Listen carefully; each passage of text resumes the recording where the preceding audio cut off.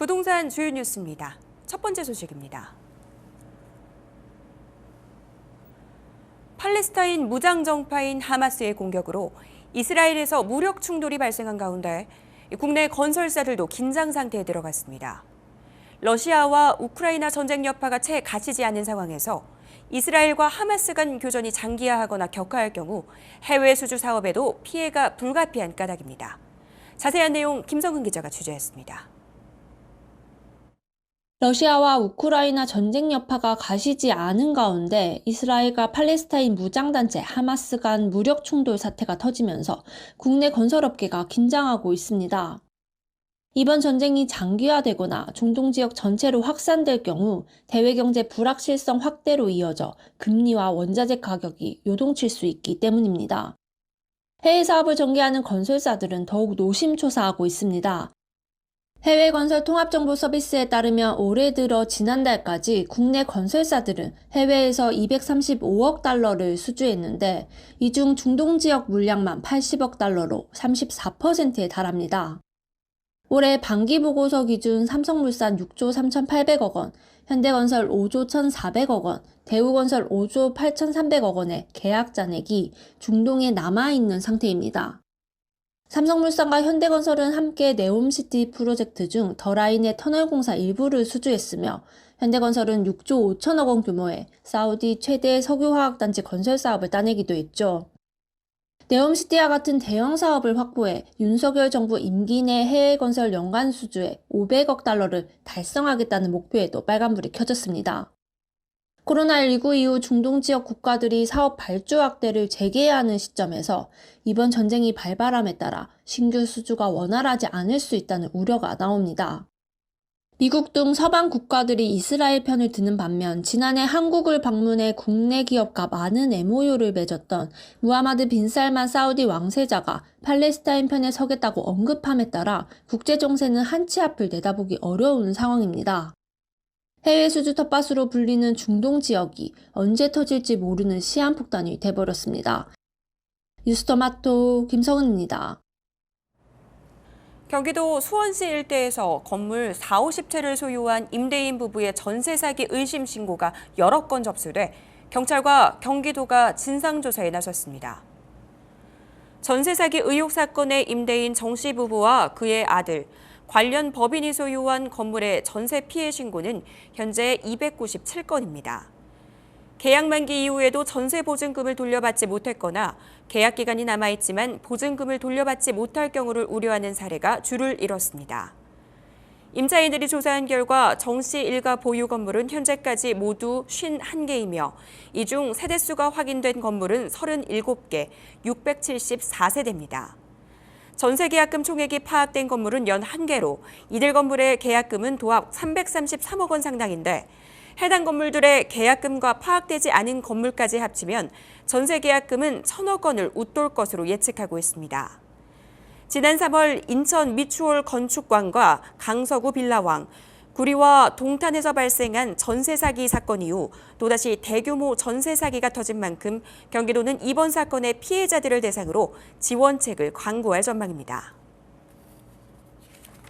지난 4월 붕괴된 인천 검단 아파트 재시공을 놓고 GS건설과 한국토지주택공사 간 책임 소재에 대한 문제가 국회에 뜨거운 감자로 떠올랐습니다. 10일 열린 국토교통위원회 국정감사에서 맹성규 더불어민주당 의원은 임병용 GS건설 대표이사 부회장을 증인으로 불러 재시공 지연에 대해 지적했습니다. 이날 임 대표는 사고 이후 여러 가지 처리할 일들이 많다 보니 늦어졌다면서 전면 시공에는 기초까지 다 들어가는 것이 원칙이라고 답변했습니다. 이한준 LH 사장은 충분한 진전은 없는 상태라고 언급하며 설계 책임 문제나 법상, 계약서상 모든 게 이 시공사인 GS건설이 책임을 지게끔 분명히 명시돼 있다고 강조했습니다. 원희룡 국토부 장관은 선의의 피해자인 입주 예정자의 불편을 최소화하도록 국토부가 적극적으로 조정해야 한다는 맹성규 더불어민주당 의원의 지적에 LH와 GS건설이 자기 책임을 다하도록 감독자로서 책임을 다하겠다고 말했습니다. 중대재해처벌법이 시행 1년 반을 훌쩍 넘겼지만 현재까지 주요 건설사 가운데 중대재해법의 적용을 받은 곳이 없다는 점에서 영업정지 처분까지 유명무실해진 모양새입니다. 국회 국토교통위원회 소속 김학용 국민의힘 의원실이 국토안전관리원과 국토교통부로부터 제출받은 자료를 보면 올 상반기 안전사고는 3,217건에 달하며 올 7월까지 건설산업기본법에 따른 행정처분은 총 418건으로 집계됐습니다. 여기에는 영업정지가 282건이 포함됐습니다. 그러나 영업정지 처분은 힘을 발휘하지 못하는 실정입니다. 중대재해사고와 관련해 입찰 참여 제한이나 영업정지와 같은 중징계를 받더라도 법원의 가처분 등으로 주택 재개발 정비 사업을 따내는 등 신규 수주를 할 수 있는 실정입니다. 실제 SGC 이태그 건설의 경우 최근 안성 물류창고 추락 사고로 8개월 영업정지를 받았지만 집행정지 신청과 취소 소송으로 대응키로 한 상태이며 HDC 현대산업개발 또한 광주 학동사고 부실 시공 관련 영업정지 처분에 대해 소송을 제기하며 영업활동을 이어가고 있는 상황입니다. 윤석열 정부의 주택 공급 인허가 실적이 올 8월 기준 목표 대비 45.3%에 불과한 것으로 나타났습니다. 9일 국회 국토교통위원회 소속 김병욱 더불어민주당 의원이 국토교통부와 한국토지주택공사로부터 제출받은 윤석열 정부 주택 공급 대책 계획과 실적, 분양 세대수 자료에 따르면 윤 정부의 올해 연간 주택 공급 계획인 47만 호 목표 대비 올해 1월부터 8월 인허가 기준 공급 실적은 21만 3천 호인 것으로 확인됐습니다. 인허가 기준이 아닌 분양 기준으로 보면 연간 목표 대비 1월에서 8월 실적은 9만 4천 호로 실적 달성률은 20%로 더 낮아졌습니다. 이 같은 지표를 바탕으로 김 의원은 올 하반기 경기 하락 등에 따라 목표 달성은 더 어려울 것으로 전망했습니다. 지금까지 한 주간 부동산 주요 뉴스였습니다. 이어서 다양한 지표를 통해 부동산 시황을 알아보는 위클리 부동산 시황입니다. 김성은 기자가 준비했습니다.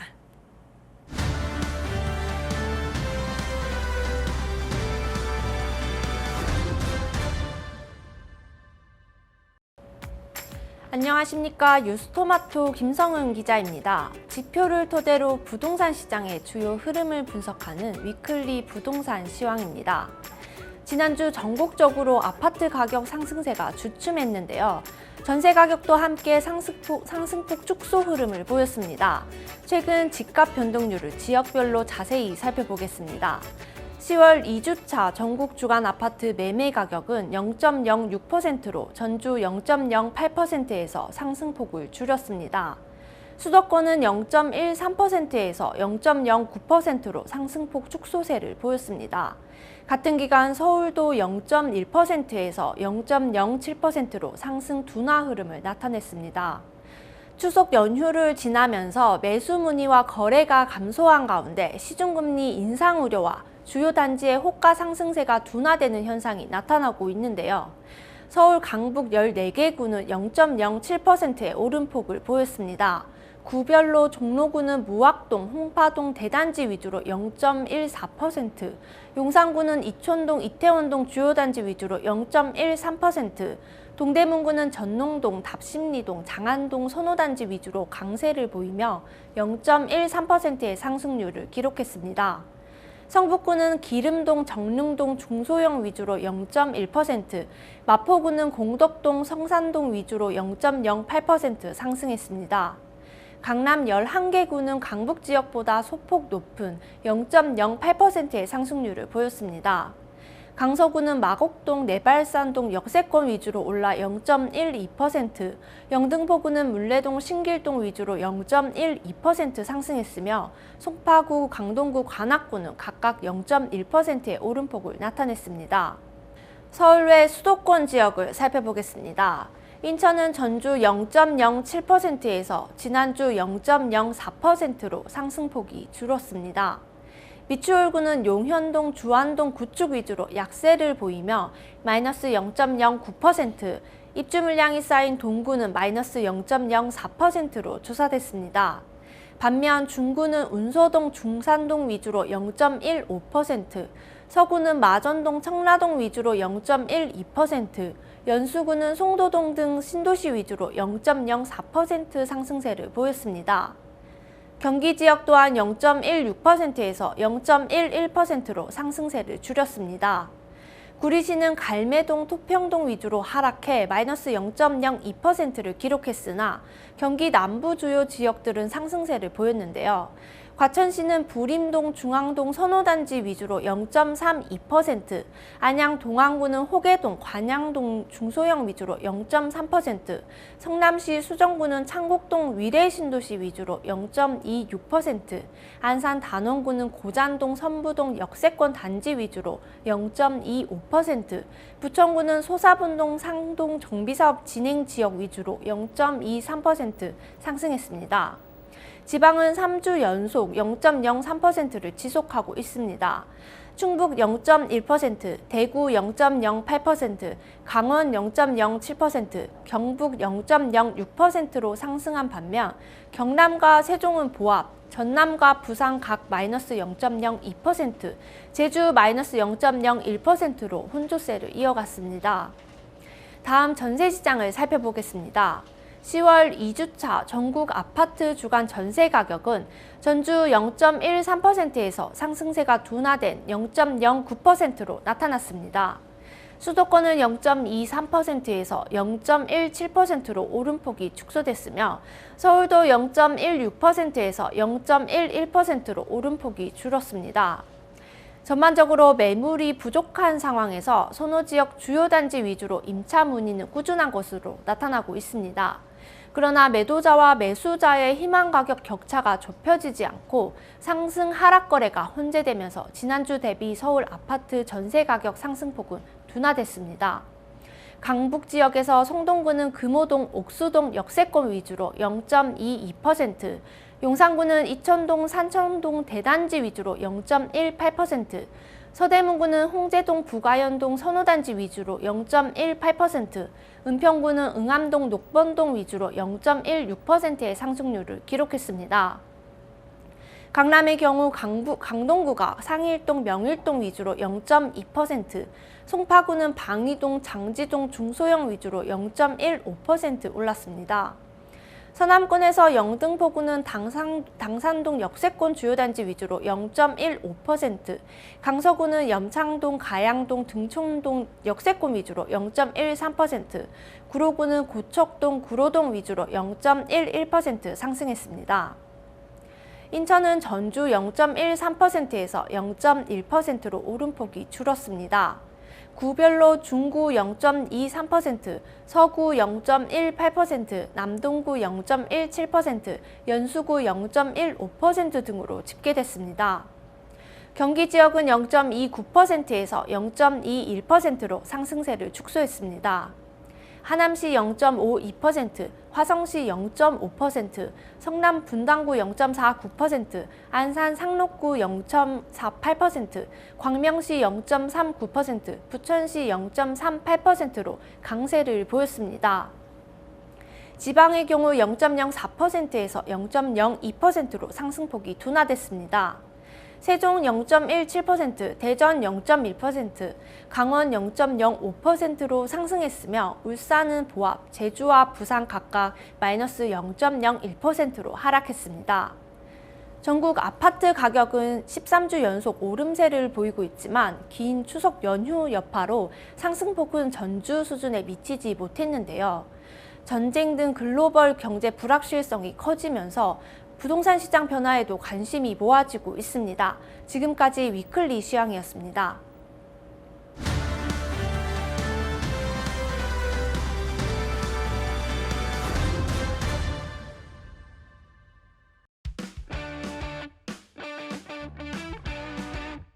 청약 캘린더 시간입니다. 김성은 기자와 함께 이번 주 주목할 만한 청약 일정들 꼼꼼하게 체크해 보도록 하겠습니다. 자, 오늘은 어디부터 가볼까요? 네, 서울에서 분양하는 단지를 먼저 소개해 드리겠습니다. 강동구 천호 4구역 도시환경 정비 사업을 통해 지어지는 더샵 강동 센트럴시티입니다. 지하 6층, 지상 최고 38층, 전용 면적 59제곱미터와 84제곱미터, 총 670가구 규모로 조성됩니다. 이 중 일반 분양 물량은 168가구입니다. 시공은 포스코 ENC가 맡았습니다.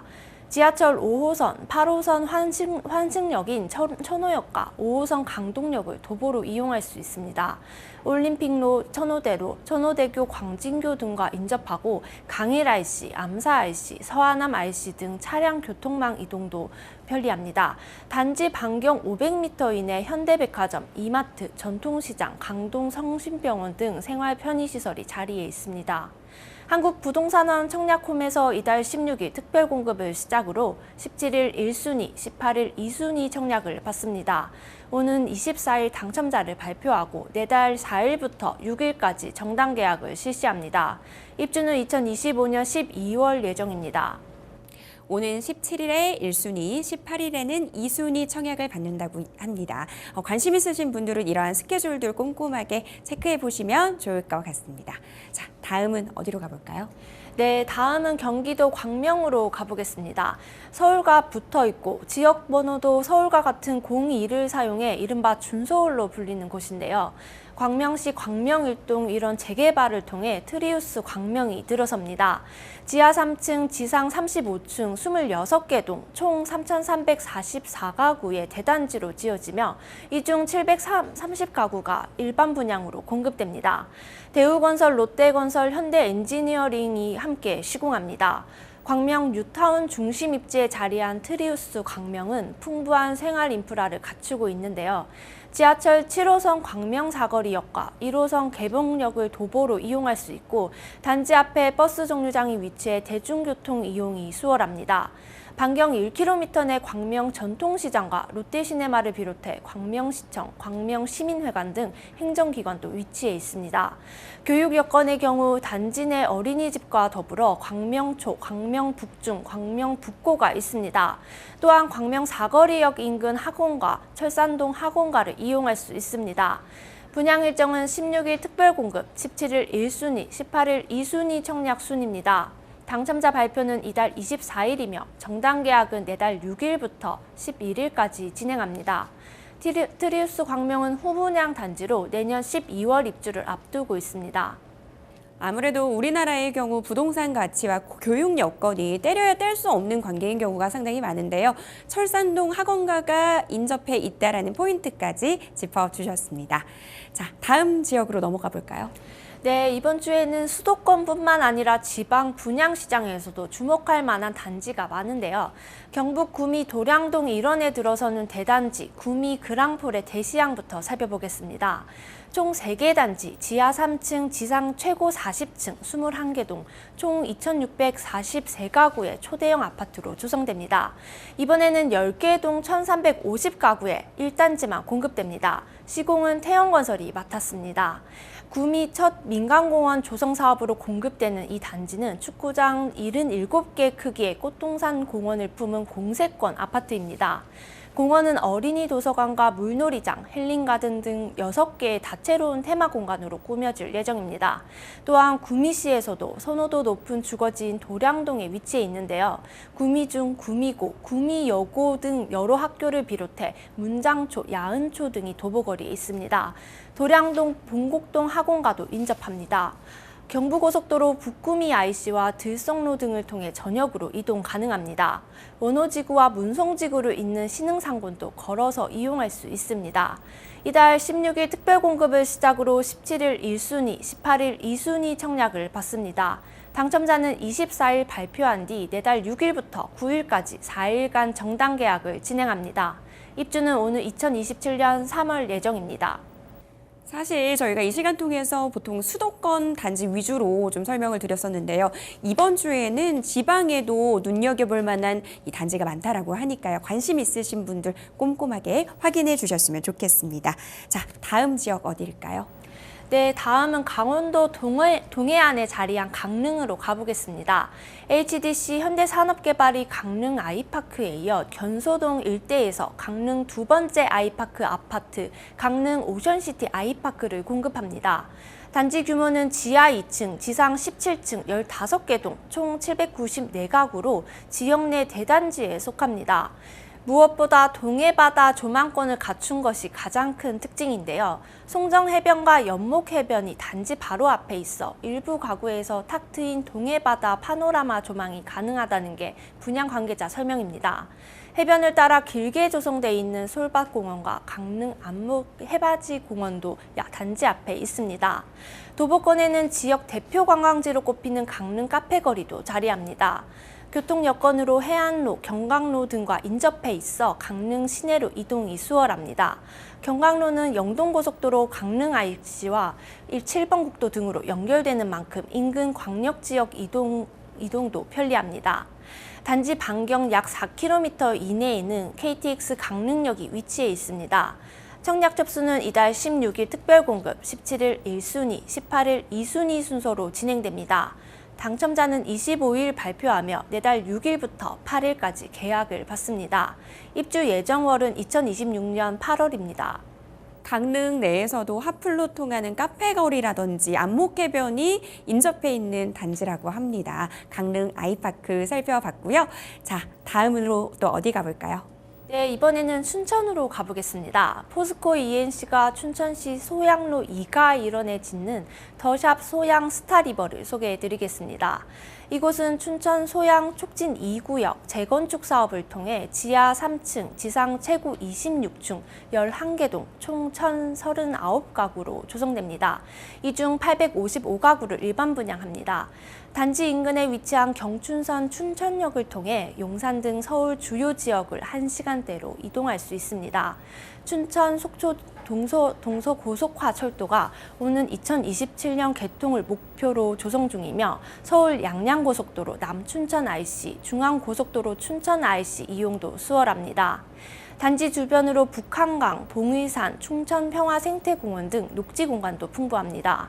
교육 여건으로 근하초를 도보 통학할 수 있고 춘천고, 성수고, 유봉고 등은 반경 1km 이내에 위치해 있습니다. 이달 16일 특별공급, 17일 1순위, 18일 2순위 청약 접수를 실시합니다. 당첨자 발표는 25일이며 정당 계약은 내달 6일부터 9일까지 4일간 진행합니다. 입주는 2025년 10월 예정입니다.